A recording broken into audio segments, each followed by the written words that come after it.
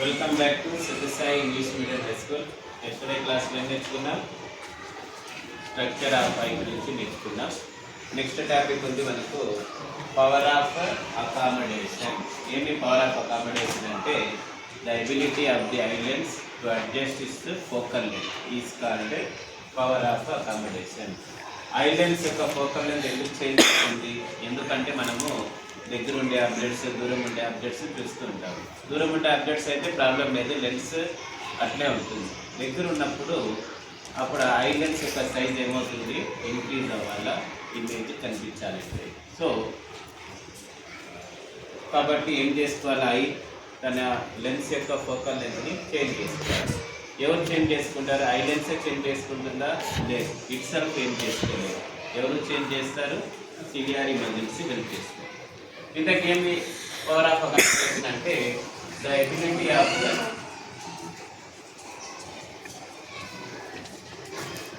Islands to change its focal length is called power of accommodation. Islands యొక్క focal length change చేసే ఎబిలిటీని ఏమంటాం? Power of accommodation అంటాం. ఎవరు help చేస్తారంటే ciliary muscles help చేస్తారు. What is the ability of the eye lens to change its focal length అంటే ఏం రాయాలా? అకామిడేషన్ లేదా పవర్ ఆఫ్ అకామిడేషన్ రాయాలా? The change in focal length by the action of dash అంటే అప్పుడేం రాస్తారు? the change in focal length by the action of ciliary muscles. ఓకేనా? ఎవరు చేంజ్ చేస్తారంటే సిలియరీ మజిల్స్ అని రాయాలి. What is the ability of change in focal length అంటే అప్పుడేం రాయాలి? పవర్ ఆఫ్ అకామిడేషన్ రాయాలి. ఇప్పుడు ఎంత దగ్గర ఉన్నా కానీ ఐలాండ్స్ ఫోకల్ లెంత్ చేంజ్ చేసుకుంటుందా అంటే చేంజ్ చేసుకోదు. సమ్ ఎక్స్టెంట్ వరకు మాత్రమే ఐ లెన్స్ యొక్క ఫోకల్ లెంత్ అనేది చేంజ్ అవుతుంది.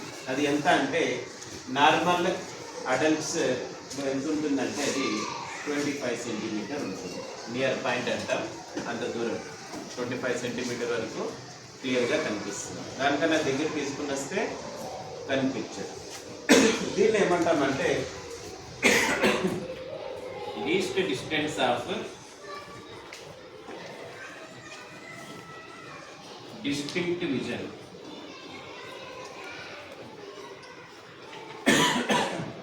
ఆర్ నియర్ పాయింట్ అని కూడా అనొచ్చు. సిలియరీ మజిల్స్ ఏం చేస్తాయి? ఫోకల్ లెంత్ని అడ్జస్ట్ చేస్తాయి. అది ఎంతవరకు చేస్తాయి అంటే సమ్ ఎక్స్టెంట్ వరకు మాత్రమే చేస్తాయి. దగ్గరలో అంతా అంటే 25 సెంటీమీటర్స్ వరకు చూస్తాయి.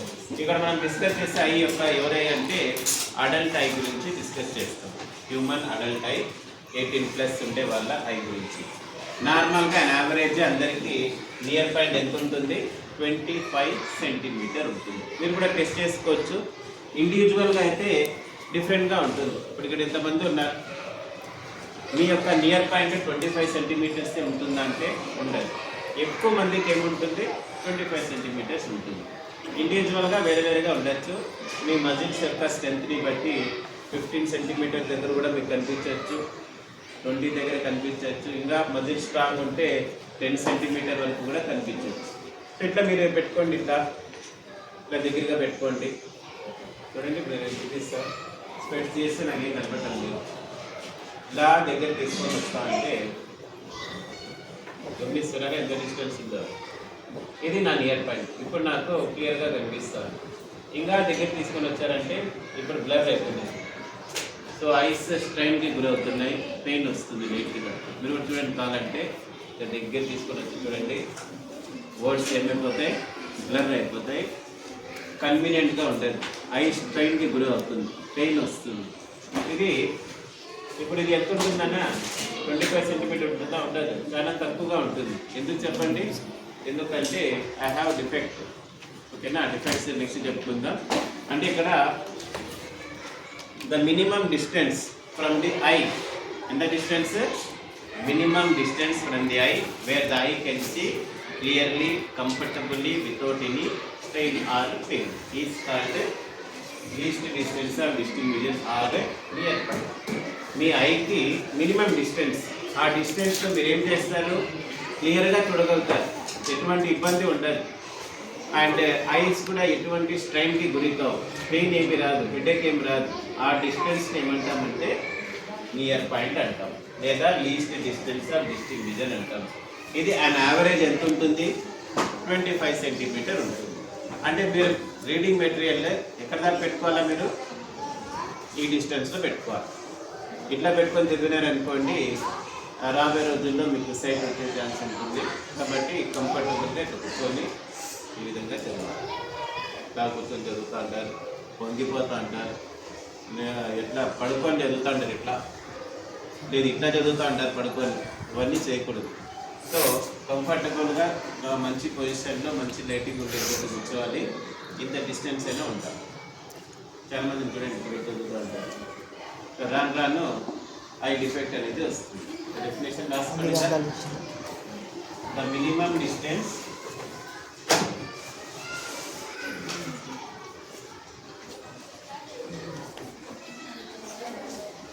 from which the eye can see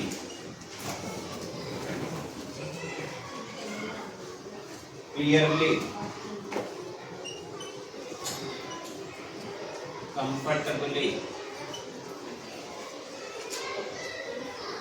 without any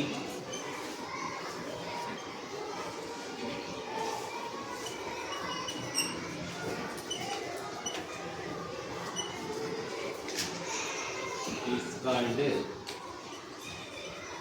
least distance of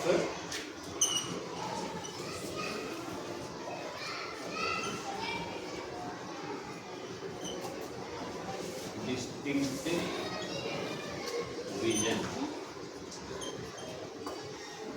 so దీన్ని నియర్ పాయింట్ అని కూడా అంటాం. ఫర్ హెల్తీ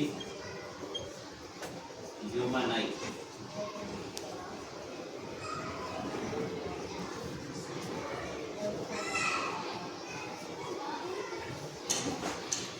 నియర్ పాయింట్ ఎంత ఉంటుందమ్మా, 25 సెంటీమీటర్స్. ఇది నియర్ పాయింట్. ఫార్ పాయింట్ ఎంత, హెల్దీ హ్యూమన్ ఐకి ఇన్ఫినిటీ. సో ఫార్ పాయింట్ ఎంత ఉంటుంది, ఎంత దూరం చూస్తాడంటే ఇన్ఫినిటీ, ఎంత దూరమైనా కనిపిస్తుంది. నక్షత్రాలు కనిపిస్తాయా మనకు, స్పెషల్ లేని వాళ్ళకి కనిపిస్తాయి. ట్రైన్ నక్షత్రాలు ఇన్ఫినిటీ దూరంలో ఉన్నాయి. నియర్ పాయింట్ ఎంత ఐకి ఈజ్ అబౌట్ 25 సెంటీమీటర్స్. ఓకేనా. 18 ఇయర్స్ ప్లస్ ఉండే వాళ్ళకి 100 మందికి టెస్ట్ చేస్తామనుకోండి, దాంట్లో యావరేజ్గా ఎక్కువ ఎంత వస్తుంది వాల్యూ అంటే 25 వస్తుంది. ఒక్కొక్కరిని టెస్ట్ చేస్తామనుకోండి, అది వేరే వేరేగా వస్తాయి. ఇప్పుడు మీరు 14-15 ఇయర్స్ లోపల ఉంటారు కాబట్టి మీ మధ్య చాలా స్ట్రాంగ్గా ఉంటారు.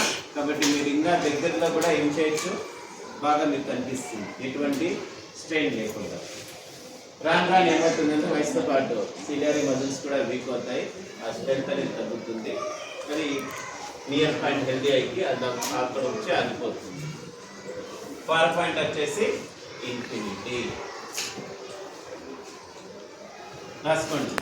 ఆయిల్ లెన్స్ అనేవి మిల్కీ అండ్ క్లౌడ్ అయిపోతే మనకు కనిపించదు. దీన్నే క్యాట్రాక్ట్ అంటారు. దీన్ని ఏం చేస్తారంటే సర్జరీ చేసి తీయేస్తారు. సో దాని ప్లేస్లో ఆర్టిఫిషియల్ లెన్సెస్ పెడతారు. శుక్లాలు అన్నీ పెట్టింటారు.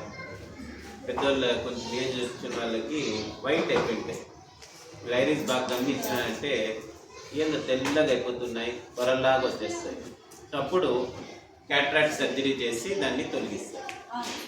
దీని తర్వాత టాపిక్ ఉంది, very important topic, defects of vision. So defect of vision next క్లాస్లో చెప్తుంది. ఇది ఈరోజు క్లాస్.